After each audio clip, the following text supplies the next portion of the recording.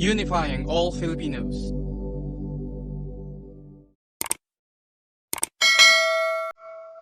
Hi guys! Welcome back sa ating channel. Today ay ating aalamin on how to get LTO Digital ID or Electronic Driver's License. Ang LTO Digital ID, also known as the Electronic Driver's License, ay ang electronic version ng driver's license stored in a secure digital format. Ito ay valid, secure, at alternative form of authorization for persons operating motor vehicles.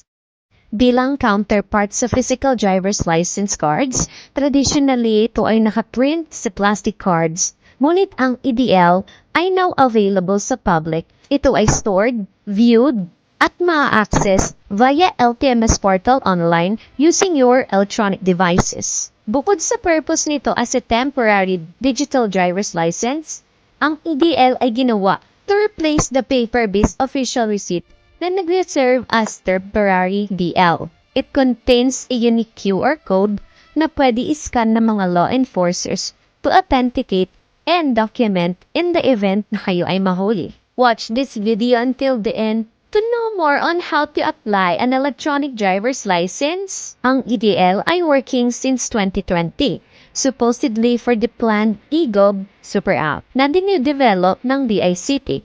Dahil sa shortage ng mga plastic cards, ang LTO opted for a digital license made available on its own LTMS platform instead sa originally planned Super App. Under sa LTO Memorandum Circular Number HAV 2023-2410 na nag-implement ng rules and regulations governing the issuance, recognition, at use ng EDL sa LTO, ang EDL ay ginawa in collaboration sa DICT and is the agency's latest temporary solution sa shortage ng plastic cards.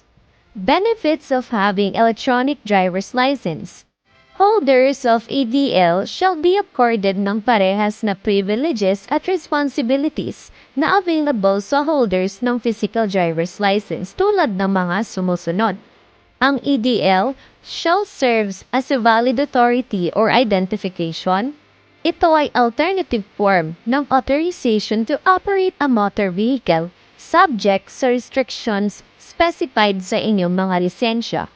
It helps na iwasan ng potential penalties at legal repercussions associated with driving ng wala or expired na lisensya. It offers a valid photo ID that can be used when transacting in both public and private offices. Ang license renewal process becomes easier than getting a new one through the LTO portal. It takes a long time, from 5 to 10 years to expire depending on the license type. It obliges the licensee to go for periodic medical examinations and watch their health to ensure safe driving. Eligibility for an LTO digital ID.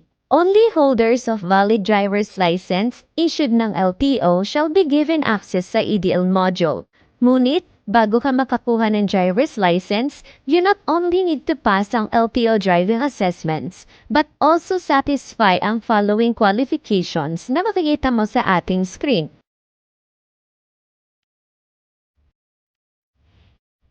Requirements for an LTO digital ID. Before you can be eligible for an LTO digital ID, you must first have the following: an active LTO LTMS portal account, a registered and verified LTO portal account of a driver's license holder, an electronic device such as smartphone, tablet, or other similar electronic devices capable of securing, storing, and displaying the electronic driver's license. A driver's license, which is an authority in the form prescribed by LTO granted to a person to operate a motor vehicle, either professional or non-professional driver's license. Nevertheless, the other requirements for applying for driver's licenses remain. Kung gusto niyong malaman ang list na ito, maaari mong i-check ang ating YouTube channel at tingnan ang list of requirements sa student license, non-professional license, at professional driver's license. Procedures for securing an LTO digital ID. Create and register an LTMS portal account. Ang link ay makikita mo sa ating description box. Or you can watch ang ating video patungkol sa how to create an LTMS portal account. So once registered sa LTMS portal account, ang driver's license holder may now log in using your registered email or client ID at password. Upon opening the LTMS portal account, i-click ang LTO Digital ID to check if your electronic driver's license ID is already available and may now be readily accessed. Note, as a newly launched LTO service, it is highly likely that it experienced birthing pains, resulting in glitches at errors. Validity.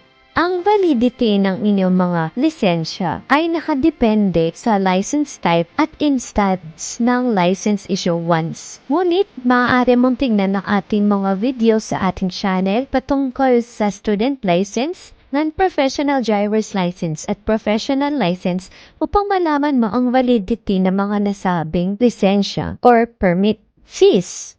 Ang requirement at existing fees ng bago at renewal ng inyong mga driver's license shall remain. Ngunit no additional fees ang dapat bayaran sa issuance at access para sa inyong electronic driver's license. Important reminders, ang physical driver's license shall continue na maging primary form of authorization prescribed by LTO granted to a person na mag-operate ng motor vehicle either non-pro or professional driver's capacity. Ang EDL can only be accessed through the LTMS portal account where an unassigned QR code, fingerprint, and photo ng driver's license holder can be verified.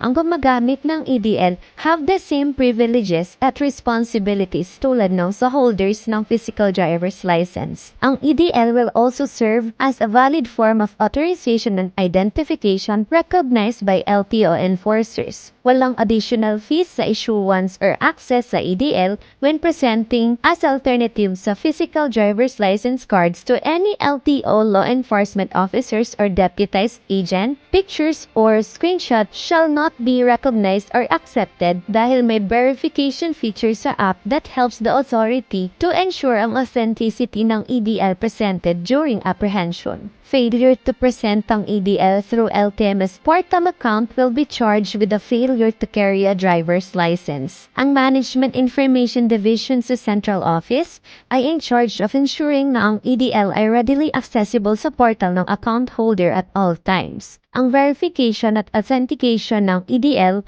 can be done by scanning the QR code using electronic devices tulad ng smartphone, tablet, or other designated devices capable of securely storing at displaying ng EDL. It can also be done by scanning the barcode using the law enforcement handheld device. We do not provide direct assistance with LTO. This video is created upang magbigay ng impormasyon lamang. Kung ikaw ay may other questions and clarification, please visit ang nearest LTO sa inyong area. Did you find this video helpful? Let me know your thoughts on the comment section. And don't forget to subscribe sa ating YouTube channel at i-click ang notification bell upang maging updated ka sa mga bago uploads at susunod na videos. Thank you for watching!